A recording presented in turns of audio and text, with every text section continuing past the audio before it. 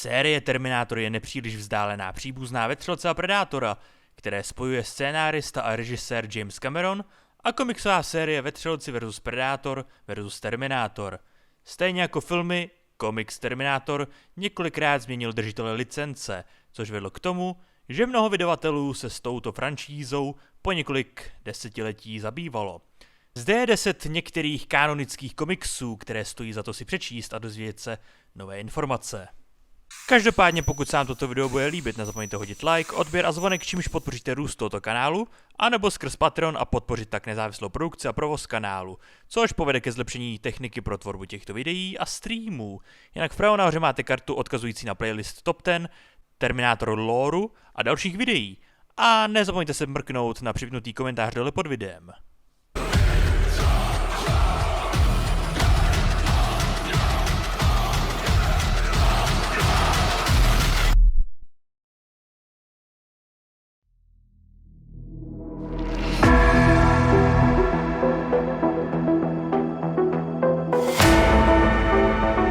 Terminator Tempest byl komiks vydaný před filmem Terminator 2 a zajímavým způsobem navazuje na prvního Terminátora. Nová skupina Terminátorů je poslána zpět v čase a skupina vojáků odporu je následuje. Některé prvky příběhu jsou velmi podobné Terminator 2, v tom smyslu, že Cyberdyne a jeho programátoři mají za cíl zabránit budoucí válce. Tempest má několik pokračování, které pokračují v dobrodružstvích stále se zmenšujícího počtu přeživších postav. A jednomu Terminátorovi narostly rohy.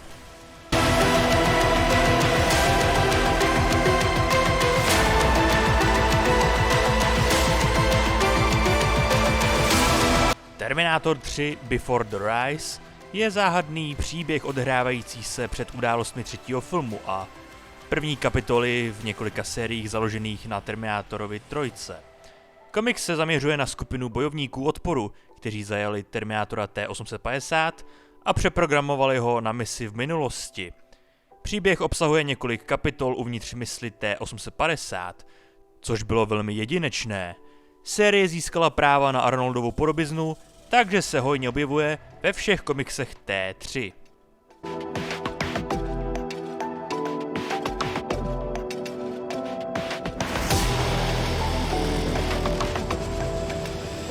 Alien vs. Predator vs. Terminator je 4dílná komiksová série, která konečně spojila 3 franšízy dohromady. Zatímco většina příběhů Terminátora zahrnuje cestování do minulosti, tato bláznivá série se odehrává staletí v budoucnosti.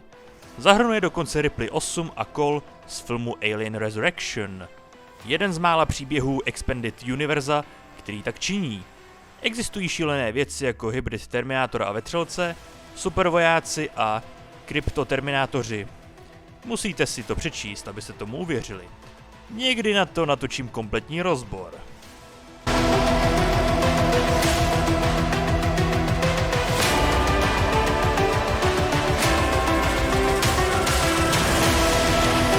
Další komiks zasazený do budoucí války. Nuclear Twilight je 5dílná série zobrazující události, které vedly k tomu, že John Connor poslal Kyla Reese zpět v čase, aby zachránil Saru Connorovou. Nuclear Twilight má doprovodnou sérii s názvem Cybernetic Dawn, která ukazuje události bezprostředně po Terminátorovi 2 a je také docela dobrá. Obě série byly vydány společností Malibu Comics, která zanikla krátce po komiksové sérii Terminator.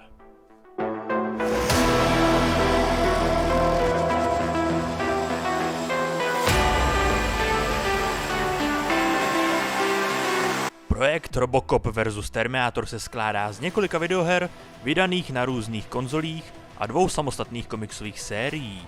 První vyšla v roce 1992 a napsal ji legendární Frank Miller. V komiksu jsou 3 Terminátoři posláni zpět v čase do Detroitu a bojují s Robocopem. Série dostala pokračování v roce 2011 a zahrnuje cestu Robocopa do minulosti, aby zabránil vyhnutí lidské rasy. Terminátor a Robocop tvoří dobrý bojový pár a navíc má série skvělou akci.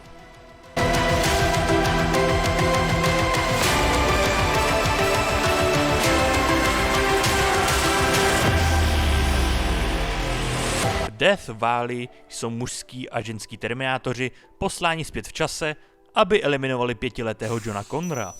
Příběh se odehrává mezi událostmi Terminátora a Terminátora 2, tedy období, o kterém toho moc nevíme. Skupina motorkářů, rodina falešných Connorů a vysloužilý detektiv se chytí do boje, který se většinou odehrává v nevadské poušti. Mužský Terminátor začne uvažovat o svém životě a účelu zabíjení. Akce a kresba jsou skvělé.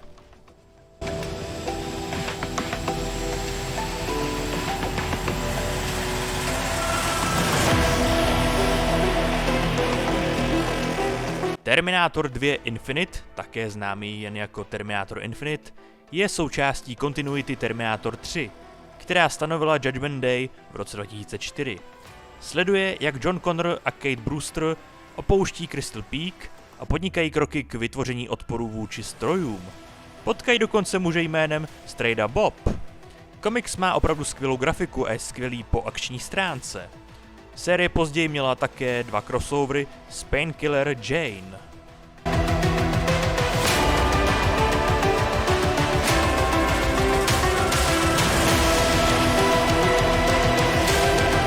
Terminátor One Shot vypráví příběh 4. Sary Connorové a ženské Terminátorky, která byla poslána zpět v čase, aby ji eliminovala.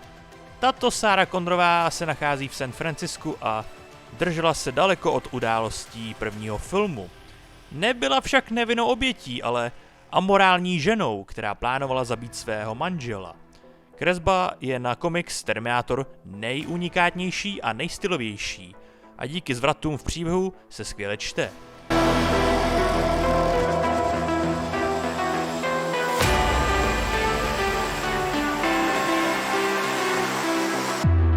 Terminator Salvation The Final Battle pokračovalo tam, kde film Terminator Salvation skončil. Zatímco film trpěl stávkou spisovatele, která způsobila nekonzistentní a spletité děje, pokračování bylo dobře napsané a rozšířené o události filmu. V komiksu Skynet experimentoval na mysli psychopatického zabijáka, aby vytvořil nové plemeno na Terminátorech. John Connor je stále naživu a získává další vedení v odboji.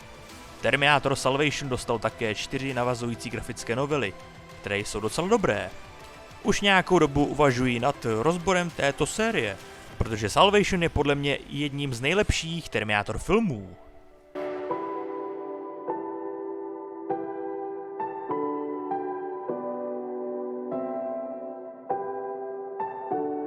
Terminator The Burning Earth je pravděpodobně nejlepší komiks o Terminátorovi, jaký byl kdy vytvořen. Komiks byl publikován v roce 1990 společností Now Comics ještě předtím, než byl vydán druhý film Terminator. 5dílný komiks napsal Ron Fortier a kresbu poskytl Alex Ross. Výrazný výtvarný styl Alexe Rosse je opravdu skvělý a s velkým úspěchem se setkal později s Astro City a Kingdom Come. Příběh se odehrává v budoucí válce a je zde několik sekvencí z perspektivy Skynetu, což bylo v mýtu o Terminátorovi velmi vzácné.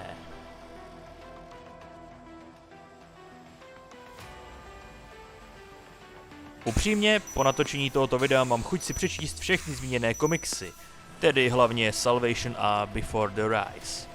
Než si ukážeme zeď slávy těch, kteří podporují nezávislost a chod produkce, mrkněte do popisku na odkazy a pokud se vám toto video líbilo, dejte like, odběr, zvonek, sdílení a pokud ne, tak dejte dislike, je to vaše volba, nic vás to nestojí, je to zadarmo a hodně tím podpoříte růst tohoto kanálu. To je vše z mé strany, díky za vaši pozornost, uvidíme se u dalších lore videí nebo u dnešního livestreamu. A jinak dělejte to, co vás baví, bez ohledu na to, co vám kdo říká. A teď už zeď slávy velkých patronů.